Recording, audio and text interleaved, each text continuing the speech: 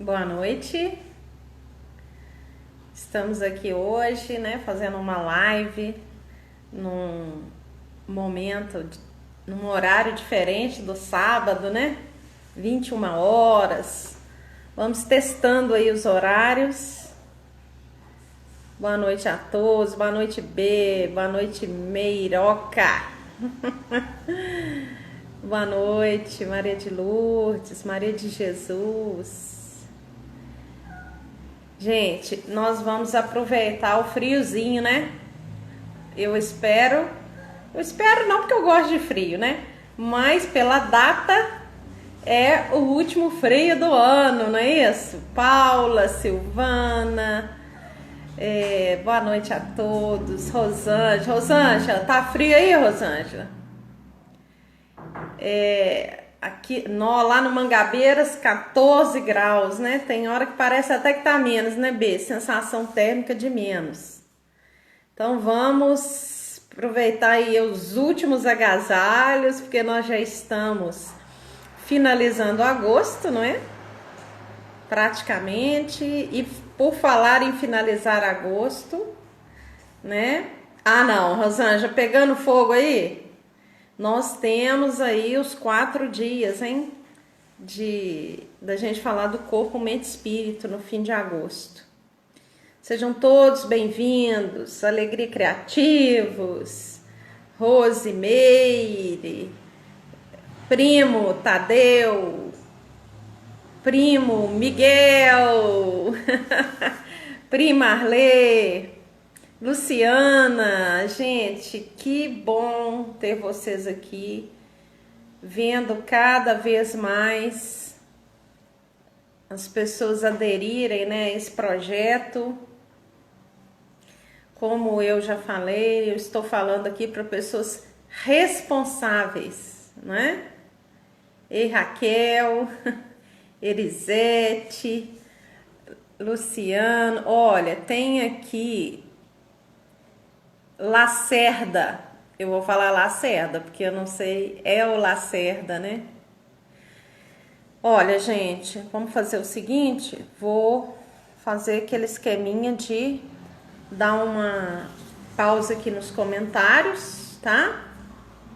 Pra gente tá discorrendo sobre o tema, e os 15 últimos minutos eu abro a tela de novo, os comentários, desculpe, né? Não a tela, os comentários, para que a gente possa conversar um pouco sobre o tema, né?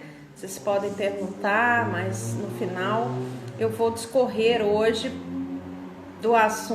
sobre o assunto depressão e angústia, qual é a diferença dessas duas e como vencê-las, porque seja depressão ou seja angústia, a gente precisa e pode se livrar disso, né? Nós temos aí a Tati, a Naira, a Ana Tereza, o Marcos, Paloma, Lindinalva. Gente, olha só. Eu vou fechar aqui os comentários, mas eu volto com eles daqui a pouco, tá bom? Pode anotar aí a sua pergunta, pode anotar aí enquanto eu estiver falando, se vier alguma dúvida sobre o tema, tá bom? Então vamos lá. Como eliminar, né? Eliminar a depressão, como eliminar a angústia. E vamos lá discorrer sobre o tema. Por que eu tô falando desse tema hoje? Porque nesses dias que eu fiz com você sobre o maior sofrimento, e aí eu tentei pincelar as coisas que foram mais citadas, e a depressão foi uma delas. E foi bem curioso, porque eu fiz lá no grupo oficial Raquel, o grupo de WhatsApp, eu fiz um apanhado das minhas lives, de uma aula do neurocientista Pedro Calabres, falando sobre os vários assuntos que vocês denominaram como maior sofrimento. E qual não foi a minha surpresa, né? Que quando eu fui ver sobre depressão, falei, gente, mas eu não falei sobre depressão ainda, né? E eu digo a vocês o seguinte, que quando eu comecei a gravar, que eu gravava fita cassete. Você pensa bem aonde que ficou isso, hein? Depois virou CD. Eu acredito que muita gente que me escuta aí nem sabe o que é fita cassete. Mas a terceira que eu gravei mais de 20 palestras em áudios, lá no início, a terceira que eu gravei foi sobre depressão. E qual não foi a minha surpresa, que eu falei, gente, eu ainda não trouxe esse tema com gravação de vídeo, né? E obviamente que eu não vou de maneira alguma esgotar aqui esse tema, mas nós já podemos pelo menos colocar algumas questões básicas aqui e que são muito aflitivas, né, para a nossa vida. E por que a depressão foi um dos sintomas mais falados como sofrimento na enquete que eu fiz? Exatamente porque está todo mundo, ou grande parte das pessoas, sentindo fortemente, né, esses sintomas que podem ser depressão, mas também podem não ser. Mas indiferente de ser depressão ou não, são sintomas, né, gente, que trazem essa aflição, né, para o nosso dia a dia, para a nossa vida. E é bem curioso também porque a gente precisa também aprender a lidar. Às vezes a depressão não está em nós, né? Mas a gente precisa lidar com quem está com depressão, que é uma coisa muito complicada, né? Porque a depressão, ela, em geral, assim, se eu for colocar como uma terminologia, ela é um adoecimento mental. Ela é um adoecimento, é uma patologia. Inclusive, existem vários códigos de doença relacionados a depressões. Então, o que é a depressão? Uma doença mental, ponto. Mas só que como ela é mental, ela muitas vezes não é visível. Aliás, ela não é nada visível.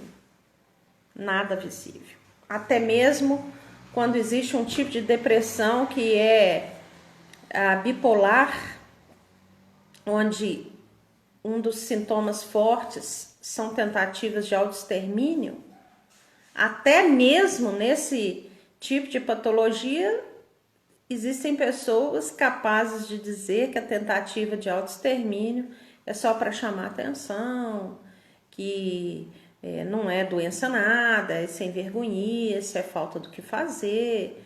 E a gente escuta muitas coisas por causa dessa questão da doença mental ser muito invisível. E qual a diferença, por exemplo, porque a psicose, seja a esquizofrenia, paranoia, também são doenças mentais, né?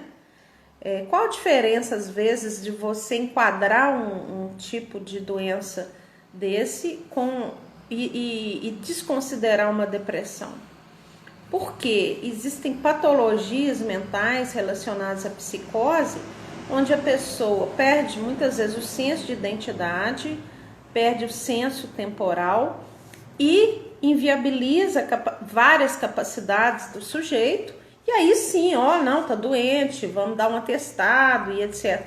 Mas a depressão não, uma coisa bem curiosa da depressão, você pode anotar aí, é que em geral ela não afeta as nossas condições básicas de identidade, de tempo, a noção da nossa obrigação. Pelo contrário, uma pessoa que está deprimida ou angustiada e está se sentindo paralisada e não consegue fazer as coisas, aumenta a culpa dela, porque ela não perde a noção de responsabilidade. O depressivo ou o angustiado são pessoas absolutamente responsáveis, eles sabem que deveriam estar fazendo coisas. Existem alguns tipos de adoecimento mental ligados à psicose, então, portanto, a depressão ela não é uma psicose, ela não altera o senso de identidade, né? Ela não altera o senso de responsabilidade, mas ela altera o senso de capacidade. Eu não dou conta nem de levantar dessa cama, não dou conta de fazer as coisas, eu faço na marra. Isso está muito ligado a um estado depressivo. E é exatamente porque a depressão não altera sensos tão profundos como esse do fazer, o de responsabilidade, de identidade, é que as pessoas muitas vezes são taxadas de preguiçosas, de desanimadas, ou de que querem chamar atenção e etc. É óbvio que existem todos os tipos de comportamento, existem comportamentos de pessoas que realmente querem chamar atenção, existem comportamentos de pessoas que querem manipular, enfim, que a vida seja exatamente do jeito que elas pensam que tem que ser, mas muitos desses comportamentos nem sempre estão ligados a pessoas depressivas. Então, a gente precisa, e aqui você que me segue, né, nas redes sociais e que compartilha comigo os meus trabalhos, e eu digo mais, né, a minha forma de ser, o convite que eu faço para você é que quebre rótulos, né? Vamos parar com essa coisa cartesiana, isso é isso, isso e isso não muda, isso não existe, isso é crença total, isso é aprisionamento mental. Então nós temos que parar com essas coisas que eu considero rasas, coisas de julgamentos não profundos. Aliás, nenhum julgamento deve ser feito, muito menos profundos, de achar que você tem uma verdade absoluta, que fulano não está deprimido coisa nenhuma, porque ele está preguiçoso, porque fulano gosta de ser paparicado, que depressão não existe, né? Coisas do tipo, depressão é coisa de gente que não tem fé em Deus. Gente, como assim? Então eu diria que diabetes também é coisa de gente que não tem fé em Deus, é patologia, não é? Não é isso? Hipertensão é coisa de que gente que não... Ah, você infartou. Ah, você não acredita em Deus, porque se você acreditasse em Deus, você não infartava. Tá tudo na mesma ordem, é patologia, né? Ah, vai pegar uma trouxa de roupa para você lavar para ver se você fica deprimido. Isso tudo essas coisas todas são falas absolutamente preconceituosas, rasas, e eu digo mais, quem fala umas atrocidades desta natureza é porque nunca viveu uma depressão, né?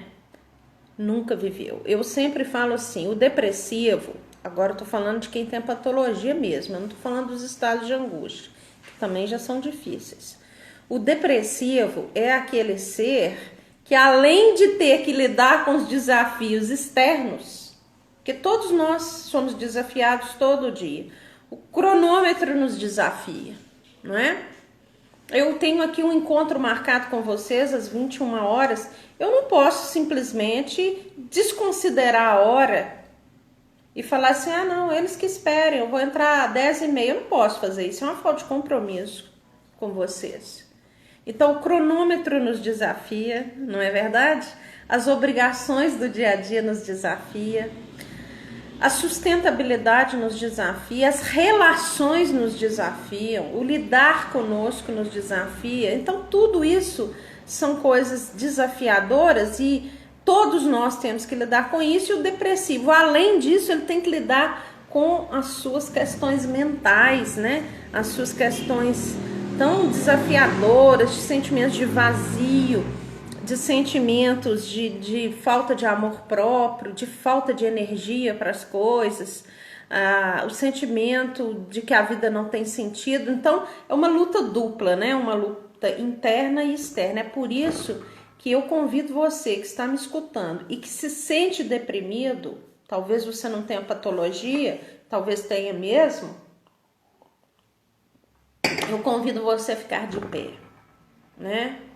Eu sempre falo nas minhas lives o seguinte, né? Todos que me escutam sabem, eu sou cristã, católica, falo para todos, tenho uma facilidade de lidar com todas as pessoas, né? Tenho uma facilidade de lidar com pessoas ateias, eu dialogo de uma maneira muito tranquila, então eu falo para o ser humano, eu não falo só para quem tem religião. Porém, né, como uma pessoa de base cristã católica, é óbvio que muitas coisas eu me nutro do próprio evangelho. E uma das coisas sensacionais para mim que Jesus fala é quando ele está começando a dizer sobre o fim dos tempos, né? Que para mim não é uma questão de destruição, o fim dos tempos para mim é a renovação de todo o universo, mas ele fala assim, próximo ao fim dos tempos vocês verão sinais muito ameaçadores, né? É por isso que muita gente o tempo inteiro está achando que nós já estamos no fim dos tempos, né? Porque nós vemos muitos sinais ameaçadores, mas outros tempos e outros povos também viram sinais muito ameaçadores. Isso não é só nós, tá? Mas enfim, eu não estou aqui discutindo o fim dos tempos. Eu só estou falando que ele diz assim, quando virem sinais muito ameaçadores, fiquem de pé. É isso que me encanta.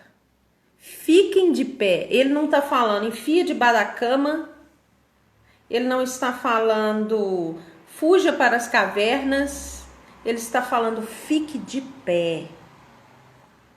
Fique de pé. O que é ficar de pé? Eu estou fazendo um convite a você que se sente deprimido, desanimado, angustiado, esvaziado, sem sentido, ou qualquer uma dessas coisas, ou mais do que isso,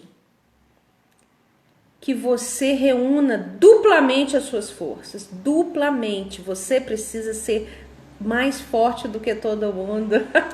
Aí você fala assim, não, mas o mundo é justo, mas aqui também não estamos discutindo justiça. Nós estamos discutindo o quê? Se eu preciso ficar de pé e ser mais forte do que muitas pessoas, eu preciso de ajuda? Então nós vamos, para poder ter força dupla, ter a humildade de pedir ajuda a pessoas adequadas. Fique de pé. Vamos sair desse lugar comum de julgamento que quem precisa de ajuda é fraco. Não é não. Quem precisa de ajuda é sábio. É gente sábia que pede ajuda, tá? Ajuda adequada a quem precisa pedir. Não é pedir para qualquer um também não. Eu não vou pedir para o moço que vende pão que me oriente sobre depressão. Ele pode até, na sabedoria natural dele, me dar uma grande lição. Porém, eu preciso, no mínimo, de especialistas. No mínimo. E de outras histórias de vida que possam, de fato, acrescentar à minha, né? Então, pedir ajuda é uma das coisas que nós precisamos rasgar esse código horroroso que nós temos no nosso senso comum, que a gente não pode pedir ajuda, que a gente tem que resolver tudo sozinho, que a gente atrapalha quando a gente está pedindo ajuda. Eu tenho uma impressão que isso deve ter sido uma sementinha diabólica que jogaram nas nossas mentes aí, para colocar essa coisa absurda de que a gente não pode atrapalhar ou pedir ajuda. Gente, o ser humano é social. Ele foi feito para viver em sociedade. Então nós precisamos sim uns dos outros. Nós não só precisamos dos outros, mas nós também precisamos dos outros. É claro que pedir ajuda é completamente diferente da gente achar que é o outro que tem que resolver a nossa vida o tempo inteiro. Não é isso que eu estou dizendo.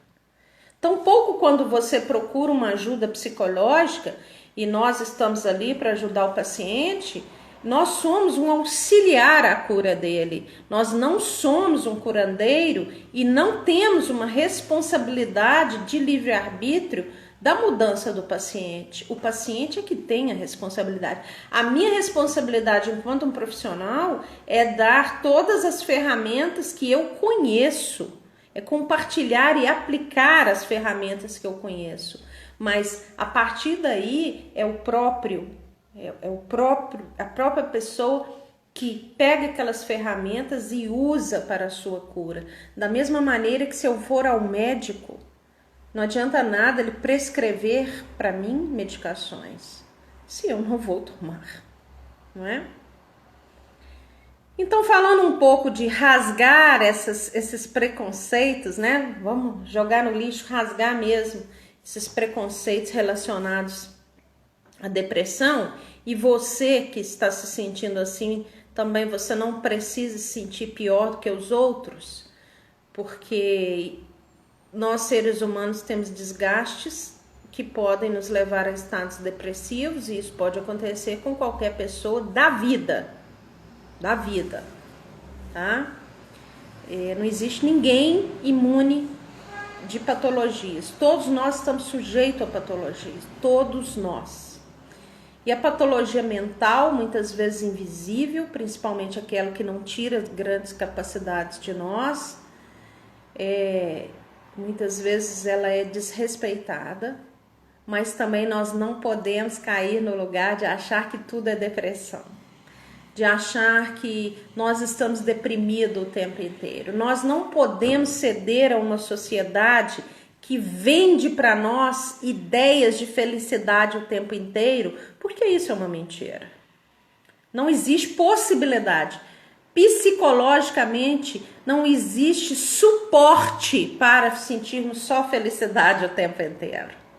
A nossa psique emocional é feita, é um conjunto de muitas emoções. E existem emoções para cada situação de nossa vida. Existem emoções para a hora do luto. Existem emoções para a hora do fracasso. E é exatamente o fato de estar sentindo aquilo é que faz com que essas coisas fiquem ordenadas ali dentro. Bom, mas aí as coisas passam. E aí, depois daquela emoção que eu elaborei meu luto, que veio a tristeza, que veio uma solidão, aí eu vou sentindo isso e aquilo vai cicatrizando, eu vou me permitindo cicatrizar, eu estou sentindo isso, mas eu não vou ficar assim porque tudo se transforma. Aí vem uma outra emoção, uma emoção de esperança, uma emoção de companheirismo, enfim, de fé, de força. E é exatamente esses temperos todos que acontecem dentro de nós que nos dão a condição da vida. Então também não vamos cair no lugar absolutamente raso de crença de que a tristeza não possa existir. Ela existe. Então nós chegamos num ponto aí que vamos falar sobre exatamente a depressão e a angústia. Na base de todo tipo de adoecimento existem emoções. As emoções estão perpassando, não é só do adoecimento não, tá, gente? Mas aqui eu tô falando de adoecimento. Na base de todo adoecimento existem emoções. E a emoção básica adoecedora de um quadro depressivo ou de angústia é a tristeza. Aqui está o meu bonequinho da tristeza. Né? E aqui tem uma descrição sobre a tristeza. A tristeza é aquele sentimento ou aquela emoção que me faz crer que as coisas não estão fazendo sentido, que as coisas não são boas e que é tudo uma frustração. É um sentimento de que as coisas nunca vão se completar, nunca terão significado. E em geral as pessoas dominadas por esse sentimento, elas sentem um mal-estar aqui, nessa região, ok? Essa região ela também é muito afetada pela ansiedade, mas é diferente, eu vou explicar a diferença, tá? Então, isso é a tristeza, né? A crença de que nada faz sentido, que não é bom, que não tem significado. E aí é tudo que possa nos dar uma frustração, ok? Então, vamos lá. Eu tenho um namoro de 8 anos. Nossa, tudo indica que caminha para um casamento. Não, de repente, o parceiro, a parceira começa a ter uma crise existencial e fala, acho que eu não quero casar, né? E termina comigo. Ou De repente, a parceira encantou por outro, lá pelas tantas de 8 anos de relacionamento, encantou com outro, com outra, e eu sobrei. Extremamente dramático, horrível, e eu tenho é que sentir tristeza mesmo. Por que que eu tô sentindo? Que aqueles 8 anos não fizeram sentido algum para aquela pessoa que está me deixando. Que nada teve significado, que nada foi bom. É o sentimento natural. Não existe possibilidade de eu sentir alegria quando eu estou sendo frustrada. Existe sim uma possibilidade de eu sentir algum amparo de força quando eu estou sendo frustrada. Existe, né? Tem uma mescla ali. Nossa, não, gente, não queria que isso acontecesse, mas por outro lado parece que eu estou sentindo que isso é uma oportunidade. Aí parece que mistura ali um sentimento bom com ruim, mas de sentir alegria, euforia, nossa, que legal, acabei de ser abandonado. Isso não existe, gente. Isso não existe, não pode existir, porque isso não é natural, né? A mesma coisa eu falar assim, eu acabei de comer uma comida salgada e eu tô sentindo que ela tá açucarada. Opa, tem um trem errado aí, tem alguma alteração aqui, ó, no seu nível de paladar, que é impossível você comer uma comida salgada e você tá sentindo que ela tem açúcar. Isso é sinal de adoecimento, tá? Então, como nós somos seres sujeitos a frustrações, e isso é normal, porque somos sujeitos ao espaço e ao tempo, né? Desafiados pelo espaço e o tempo inteiro. O que eu chamo de desafio, gente? Eu quero estar na Torre Eiffel agora. Eu não tenho condições de estar na Torre Eiffel agora. Estou no Brasil, estou em Belo Horizonte, estou em Minas Gerais. Como é que eu vou estar na Torre Eiffel agora? Pode ser que daqui, sei lá, 100 anos faça um teletransporte igual da Jornada nas Estrelas, que eu simplesmente me coloco lá e em segundos estou na Torre Eiffel, mas isso não existe ainda nesse nível. E mesmo assim, se existir, quanto vai custar isso? Eu tenho dinheiro para comprar um bilhete de teletransporte, enfim. E é isso que eu chamo de desafios, ok? Se eu não comer, eu morro. Enfim, se eu não beber água, eu também posso morrer. Isso é que eu chamo de desafio. E aí, num nível mais profundo, nós somos seres de expectativa o tempo inteiro. Nós não somos seres só de sobrevivência. Como diz a própria música, a gente não quer só comer. A gente quer comer e também amar, né? Eu resumi aqui, a gente não quer só comida, né? Então, a gente não quer só sobreviver, a gente quer se realizar. E a gente entende que realização é uma série de coisas. Para uma criança, realização é brincar, é ter o brinquedo X, é estar igual ao coleguinha. Para o adolescente, então, as comparações vêm num muito maior grau. E cada vez que essas coisas não acontecem, eu estou sujeita a tristeza, né? Normal. A questão é a seguinte: e o tanto que eu sinto tristeza? E o tanto que ela se repete? No grupo da tristeza, então está a melancolia, a angústia, o desânimo, pode ter a mágoa nesse grupo, o vazio. Vazio, então, é um negócio impressionante. Como as pessoas descrevem que sentem vazio. Então, no grupo da tristeza está essa galerinha toda, são os parentes da tristeza, que deverão estar presentes basicamente quando eu me sinto frustrada. Como que eu saio dessa armadilha para não deixar a tristeza tomar, ou angústia, ou melancolia, ou o que for? Como que eu saio dessa armadilha para não deixar que essas emoções / sentimentos tomem conta de mim, se generalizem todo o tempo e também não me deixe uma pessoa absolutamente à espera só da notícia ruim? Eu vou trabalhando isso da seguinte maneira e posso ajudar as crianças a trabalharem isso, e quanto mais cedo elas trabalharem isso, melhor, de que ela está vivendo aquela tristeza naquele momento, mas isso não significa que ela não tem importância, que ela não é amada e que ela não terá outra chance. Anota isso aí. Porque isso aí vai te ajudar, inclusive, a sair do seu estado de angústia agora. Por que que uma tristeza, que é uma emoção natural, feita para cicatrizar a dor? Presta atenção no que eu estou dizendo, hein? A tristeza, ela é a emoção feita para cicatrizar a nossa dor. É isso. Tristeza existe para isso. Porque tem uma química quando a gente sente tristeza, que sai lá da nossa cabecinha e vai indo pelo corpo inteiro, né? Eu lembro, eu até estava dizendo isso outro dia, mas eu vou voltar no que você tem que anotar, tá? Mas numa dessas situações aí que eu vivi grandes frustrações, eu peguei um avião e eu aproveitei o voo para chorar. Falei, ai que delícia, tô sozinha no voo. Não é sozinha, né?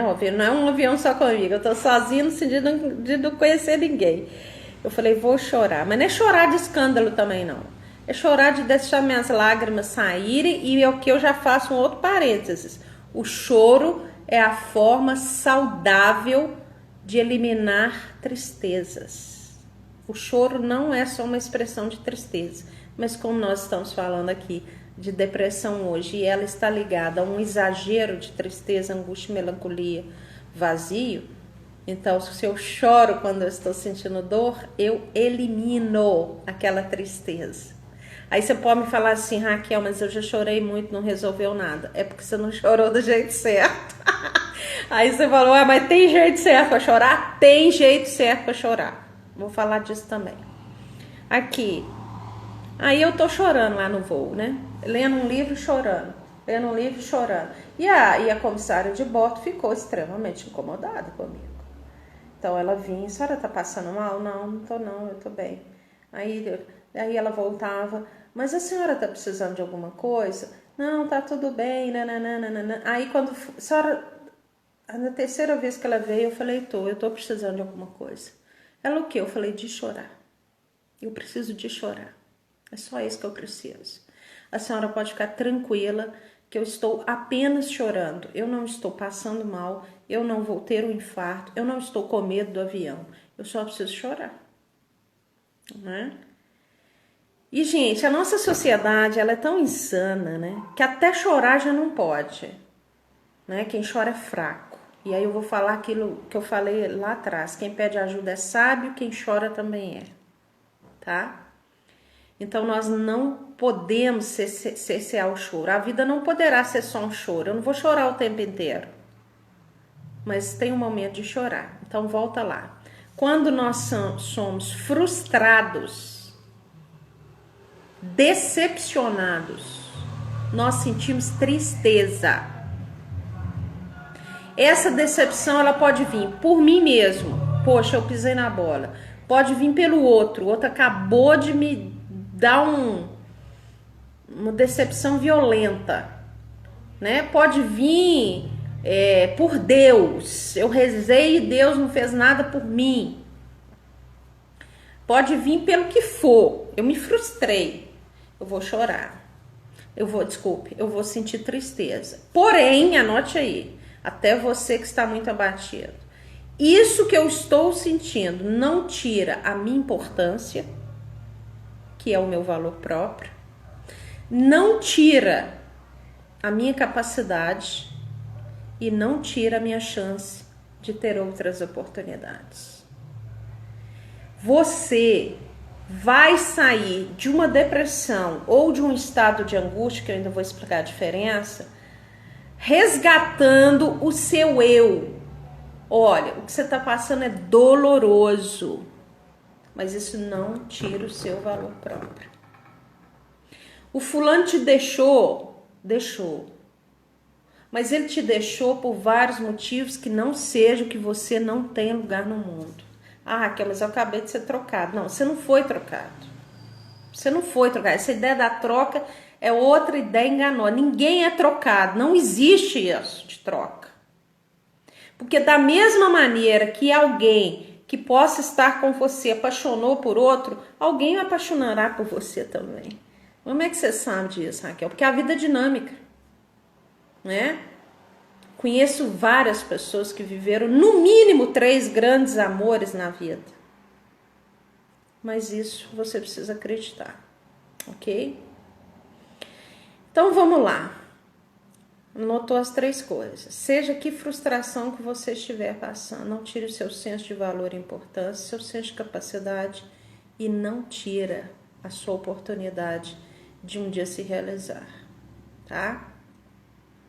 É claro que a realização poderá não vir naquele modelinho que está na sua cabeça, mas tem uma coisa sensacional na nossa psique que eu amo de paixão. Eu amo a psique, né, gente? Trabalho com ela e amo a psique o tempo inteiro, porque eu acho ela sensacional. Ela sempre está apta ao novo, sempre. E quando eu me realizar, eu, você, a humanidade, quando a gente está sentindo aquela coisa da realização, o tempo da falta e da tristeza não tem poder sobre nós. Porque o que tem poder é o alimento que eu estou dando agora para ela. Então, mesmo que a minha realização venha de uma maneira que eu nunca tinha projetado, naquela hora que eu estou me realizando e sentindo alegria, que é exatamente o contrário da tristeza, é a crença de que tudo tem sentido, aquilo que eu tinha apego lá atrás ficou para trás, mesmo, literalmente, né? Bom, só não vai ficar para trás se eu não deixar, né? Se eu ficar toda hora trazendo a questão aqui pro momento. Ah, não, eu tô feliz. Mas eu queria mesmo, era lá com 15 anos. Aí você tá fechando a porta para sua realização, né? Eu queria mesmo que meu pai estivesse vivo hoje. Eu queria que meu pai estivesse sentado aqui do meu lado. Mas ele não está, ele está num plano fora do tempo. E o que ele fez está vivo dentro de mim. E esse sujeito só não me deu a vida, como me deu sentido, me deu alegria. Esse sujeito maravilhoso, eu uso a palavra sujeito aqui porque isso é termo psicológico, tá, gente? Esse sujeito, ele é fundante na minha vida. E por mais que eu queira que a presença física dele estivesse aqui, a verdade é que ele está aqui em mim. E, portanto, eu me dou a chance de ser feliz mesmo com meu pai tendo morrido. Não é? Eu ainda dizia hoje para uma amiga que depois de 8 meses que meu pai faleceu, algumas pessoas estão começando a ter coragem de me perguntar por que eu não chorei no enterro do meu pai. Primeiro que eu nem percebi que eu não chorei, né? Porque eu estava tão grata por aquela vida que não havia outra forma de viver aquele velório, aquele enterro, senão uma forma de gratidão, né? Eu chorei com a morte dele, mas eu não chorei especificamente na hora do velório e do enterro, porque ali eu estava tomada de gratidão, absolutamente transbordante de gratidão. Não havia tristeza dentro de mim naquele momento. No Dia dos Pais eu chorei, não é? Meu primeiro Dia dos Pais sem a presença física dele. Não chorei em prantos o dia inteiro, chorei um pouco, me deu o direito de chorar.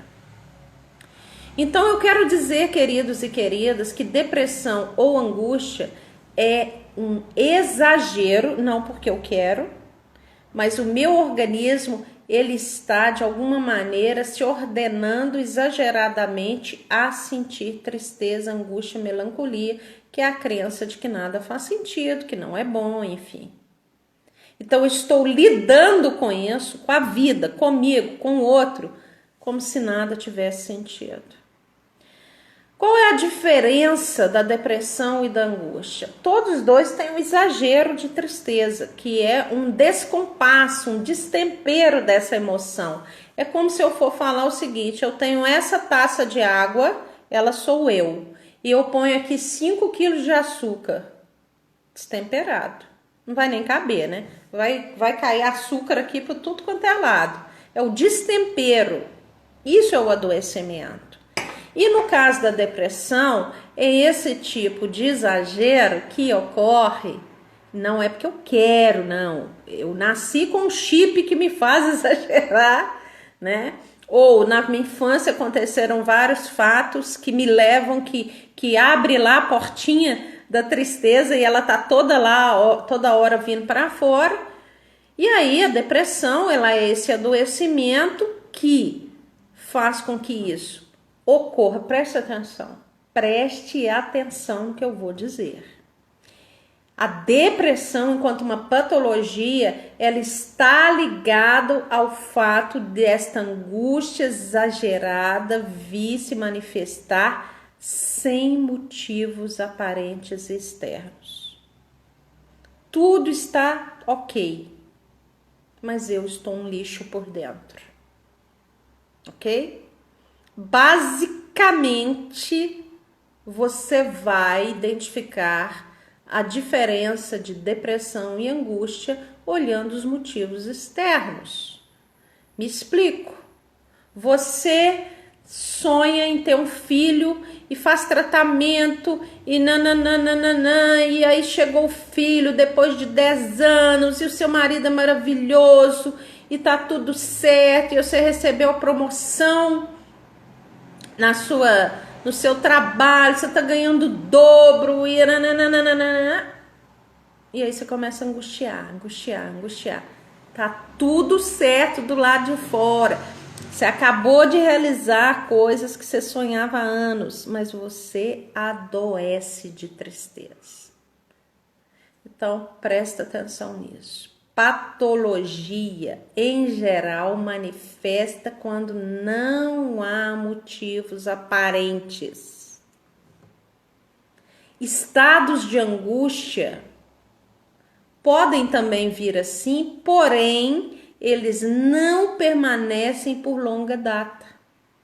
Um estado de angústia vai durar aí numa média de 90 dias.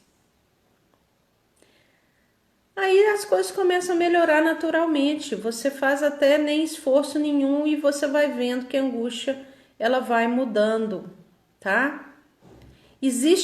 Ela vai mudando, ela vai sendo eliminada. Uma outra coisa que você diferencia depressão de estado de angústia é o seguinte: às vezes, especificamente, você não está passando por um momento muito dramático, porém, você está com estresse. Estresse é desgaste. Olha, você pôs a mão na taça da vitória depois de muita luta e não sei o que aconteceu, e você lutou com toda a força e tal, e a hora que tá acontecendo tudo de bom, você tem um desgaste violento, você começa a perder energia vital, e aí sim poderá vir o que nós chamamos, que também aqui é considerado um estado de angústia, mas poderá ser uma depressão reativa, ou seja, todo o seu ser está reagindo como se você tivesse depressão. Mas quimicamente, no seu organismo, seja uma depressão patológica que você traz desde o ventre materno, mas só manifestou lá pela sua adolescência, depois não sei a quando, isso que eu quero dizer também. A depressão, ela tem um ciclo, você manifesta num período da vida, passa anos, manifesta outro, passa anos, manifesta outro, tá? Então, a depressão, ela tem um ciclo, ela, em geral, vem com situações externas que estão normais, tranquilas, não tem nada ameaçador, tá? E quando é um quadro patológico dessa natureza, você precisa de um tratamento mais longo, talvez, ou mais multiprofissional, né? Você precisa de uma ajuda médica, você precisa de uma ajuda psicológica, você precisa de uma ajuda espiritual, né? Eu abri aí, se você quiser fazer alguma pergunta. O estado de angústia, ele realmente vai ser um estado que poderá estar ligado a acontecimentos externos de frustrações, e também o estresse poderá trazer reações muito parecidas com depressão, né? Aí dura um pouco mais do que 3 meses, mas é porque você está estressado. E nós precisamos tanto de tratamento químico, tratamento Não tô falando que todo mundo que tem depressão tem que tomar remédio, não. Tô falando isso, não. Tô falando nós enquanto uma generalização, enquanto passíveis de estar com angústia, depressão ou estresse, né? Nós podemos ter ajuda química, porque se o que sentimos é química dentro de nós, então, se nós estamos descompassados nessa questão do sentir, então, o que acontece? Nós precisamos, possivelmente, de alguma reposição química que as medicações podem nos dar, tanto as alopáticas quanto as homeopáticas, tanto as medicações mais naturais quanto as medicações processadas em laboratórios. Todas elas têm o seu papel e todas elas têm uma condição de te ajudar em certos momentos, ok? Você poderá e deverá ter ajuda de profissionais da área da saúde mental, né? Terapeutas, psicólogos, orientadores espirituais que vão te fazer sair daquele estado de grande aumento da tristeza, da angústia, do vazio e da melancolia, tá? Então, o que acontece? Nós estamos num momento da vida extremamente estressante. E é por isso, não estou falando da pandemia só não, eu estou falando do excesso de tudo que nós vivemos, de tudo que nós vivemos no estilo de vida que nós temos. Eu comecei a dirigir, eu tinha 18 anos, eu tenho 50. O trânsito de quando eu tirei carteira de motorista é absolutamente outro. Extremamente estressante, né? Extremamente estressante.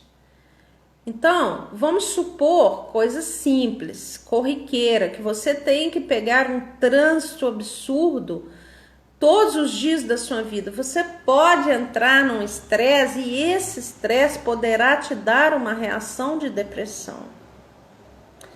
Então, antes de você afirmar que é um depressivo ou que você está deprimido, né? Comece a afirmar o seguinte: eu estou no mínimo sob estresse e pode ser que por isso eu reajo com depressão. De todo jeito, eu vou procurar ajuda. Então, respondendo as perguntas aí. Lindinalva, a única forma de eliminar mágoa é exercícios de perdão constantes. O que eu digo constantes? Você precisa tirar 2 dias da semana, um momento para poder trabalhar o perdão relacionado àquilo. Tem mágoas que a gente elimina com uma semana, tem mágoas que a gente elimina com um mês, tem mágoas que a gente elimina com um ano, tem mágoas que a gente elimina com 5, com 10, mas tem que perseverar, precisa perseverar. A angústia, ela dá uma sensação corporal de aperto aqui nesse osso do externo. A ansiedade, ela dá uma sensação de estar fechando o nosso peito, mais aqui nas extremidades, tá? A angústia, ela tá por aqui, ela dá, às vezes algumas pessoas sentem o que elas chamam de nó na garganta. Isso significa que aqui a química da tristeza tá muito cheia, né? Tá muito eliminada aqui assim. A ansiedade, que tá ligada ao medo, é alguma coisa mais dá aperto aqui nas extremidades. Então, preste atenção no seu organismo, ok? Como eliminar a angústia, Bernardo? Você pode eliminar a angústia trabalhando esses pilares. O que está acontecendo comigo não tira a minha importância, a minha capacidade, as minhas chances. Sempre trabalhe as possibilidades das mudanças. Não são mágicas, não vão acontecer de hoje para amanhã, mas a gente vai plantando e as coisas vão sendo colhidas. Sempre trabalhe o seu senso de valor. Pode ser que eu estou me sentindo muito rejeitada, mas eu sou uma pessoa importante, valorosa. Olha só, quando a gente está deprimido ou angustiado, nós temos uma tendência horrorosa de nos rejeitar. O deprimido, então, enquanto um ser que tem uma patologia, ele tem uma autorrejeição violenta. Ele fica, inclusive, com uma imagem corporal alterada. Ele vê coisas no corpo que não existem. Ele está vendo coisas defeituosas que não estão ali presentes, tá? Olha, um tratamento de depressão médio, vamos falar assim, uma depressão média, ela poderá durar em torno de 8 meses a 1 ano, ok? O que eu chamo de médio? Aquela pessoa que se percebeu adoecida já começou a pedir ajuda rápido, mas às vezes a pessoa já está tão longamente deprimido que vai pedir ajuda agora, mas tem tantos resquícios que vai demorar um pouco mais de tempo para as coisas se resolverem. Então isso aí fica a dica, né? Quanto mais rápido eu pedir ajuda, mais rápido eu vou melhorar. Quando uma medicação reage contra, o que você quer dizer aí, Alegria Criativos, é que a medicação deu efeito colateral, é preciso reavaliar com quem deu a medicação ou com outro profissional da área para que haja um ajuste de medicação, ok? Nós não devemos nos automedicar e nós não devemos suspender medicações sem ser avaliado por profissionais, tá? Um bom homeopata, sim, eu tenho um bom homeopata para indicar, que é o Dr. Ismael, excelente profissional, Dr. Ismael Mares Guia, pode olhar lá na internet, Dr. Ismael Mares Guia. Eu posso também colocar, você pode me escrever no direct, me dá o telefone do médico que eu coloco para você, ou quem tiver aí, quem é da minha equipe, que já tem o telefone do Dr. Ismael, pode colocar aí, eu indico o Dr. Ismael, e ele é muito profissional, tá? Que bom que vocês estão gostando da live. É claro, né, gente, que eu tô aqui dando algumas pistas, né? Boa noite a todos que entraram depois, né? E Bárbara, minha amiga de profissão, colega de profissão, amiga de fé, né? Ana Paula, você tem o telefone do Dr. Ismael? Coloca aí para Balbina. Eu acho que eu respondi. Essa situação pode provocar um processo autoimune? Pode, sim. O excesso de qualquer emoção pode trazer um descontrole autoimune. A Lindinalva pergunta se depois de um aborto espontâneo de 6 meses...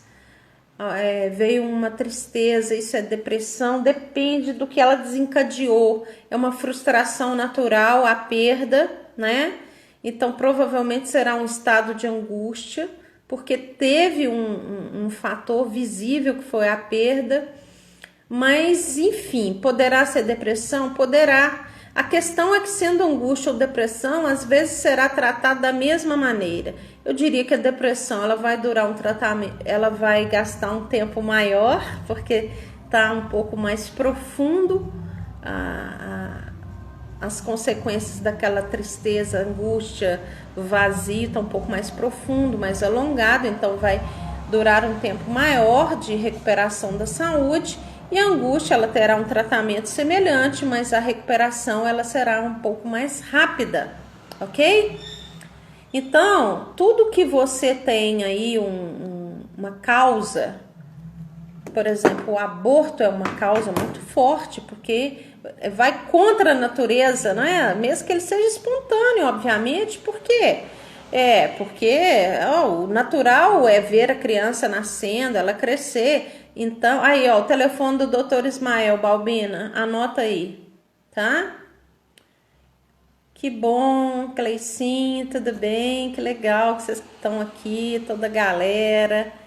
Lilian, disfunção hormonal do T3 leva aos mesmos sintomas do quadro depressivo. Ah, bem lembrado. Realmente a disfunção da tireoide, ela traz sintomas muito semelhantes à depressão. Então também, se você está com essa perda energética, desanimado, sem sentido, esvaziado, né, se odiando totalmente, vale a pena fazer exames também hormonais, porque pode ser um quadro da tireoide que é muito parecido com o estado depressivo. O que eu quero dizer, meus queridos, é que nós merecemos nos cuidar. Alguma coisa está estranha? Procura ajuda. Não tenha rejeições imediatas à medicação. Existe um grande problema da medicação psiquiátrica, que é a pessoa só tomar aquilo e nunca tratar a raiz daquilo. Vai se tornar uma pessoa dependente que não resolve a questão pela raiz. É a mesma coisa de um diabético que está tomando insulina e está exagerando na carga de doces. Ora, a insulina sim é para baixar a glicose. E aí você vai poder comer um pouquinho de doce porque você toma insulina, ok. Mas você não pode exagerar no doce mesmo tomando insulina. Então são esses pequenos detalhes que vão tornando a nossa vida vitoriosa. Presta atenção na palavra, vitoriosa, não é? E aí eu queria falar também para nós mulheres que nós temos na TPM ou até durante o ciclo menstrual estados de angústia forte. E que você não precisa criticar que você é uma depressiva por causa disso. Você pode tratar sua TPM, ela é passível de tratamento. Você pode já começar uma prevenção. Você sabe que você se super angustia na TPM, né? Ou durante a menstruação. Então você já vai fazendo aquele diálogo com você. Olha, tá tudo certo, nós não precisamos sentir isso. Isso é só um estado hormonal, um ciclo. Nós estamos bem, nós estamos sob risco. Isso funciona demais, essa prevenção, né? Porque ela prepara a gente para o ciclo sem sentir os impactos das perdas hormonais do ciclo. Então a gente pode trabalhar preventivamente, tá? E nós precisamos ficar muito, muito atentos à suscetibilidade de estresse que todos nós estamos passando, e eu repito, não é só por causa da pandemia. A pandemia ela é um fator a mais. A mais. Imagina a balança de peso, né? A gente põe o peso de uma vida tão estressante e mais uma pandemia. É um fator a mais, tá? Mas é isso, meus queridos. Esse foi então meu primeiro ensaio para falar de depressão, porque eu percebi falando... que bom, tô matando a pau hoje, que legal, gente. Na menopausa também existem estados de angústias violentos, tá? A menopausa, às vezes, ela traz uma exacerbação, um exagero de tudo aquilo. Gente, quando eu uso a palavra exagero, eu não estou falando de ninguém exagerar porque quer exagerar. Não é isso, tá? Eu estou falando que existe um aumento, e isso eu estou chamando de exagero, e isso muitas vezes está ligado a questões que não estão sob o nosso controle. Sob o nosso controle está a observação disso para poder buscar ajuda adequada, tá? Então aqui o meu primeiro ensaio sobre depressão ao vivo com vocês e angústia, lembrando sempre que o que está acontecendo não tira o nosso valor, a nossa capacidade e nem outras oportunidades. Muito obrigada, uma boa noite. Amanhã não temos live, tá? Fiquem atentos aí, vamos ter os 4 dias de aula 21 horas, vamos ter umas lives com convidados. Fique atento, porque tem coisa boa chegando por aí, sempre temos oportunidade. Uma boa noite. Tchau, tchau.